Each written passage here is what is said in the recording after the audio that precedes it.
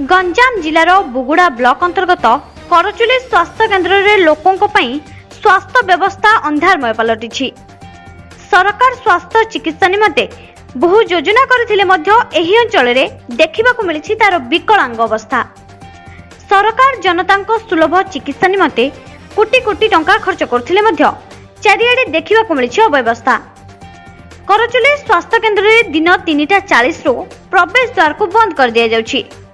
जेतेबेले गणमाध्यम प्रतिनिधि जाई घटनार पुंखानुपुंख खोजिथिले सेतेबेले प्रति उत्तर तांको मिलिथिला चालुतुबा फैन रो शब्द एवं पड़ी रहितला इतस्तत होई चौकी सबु। सही समय जने स्थानीय हीरापल्ली ग्रामर बासिंदा फकीर नायक तांको छोटो झियो को चिकित्सा निमंते आनिथिबा बेले डाक्तरखाना बंद देखि डाक्तरखानार सामना मेडिसिन दुकानरू औषध किणी नेथिले। दुर्भाग्यर कथा एही कि सरकार पुळापुळा मेडिसिन मागणारे देबा पई हॉस्पिटल को पठाउछंती, मात्र एही अंचल रे ताहाकू देबा पई कर्मचारी नाहांती। एही सब खबर नेला परे गणमाध्यम प्रतिनिधि कुआडे फटो उत्तोलन करिदेबे ताहाकू रोकिबा पई आसी पहुंचिथिले स्वास्थ्य विभागर कर्मचारी अभय रंजन दास।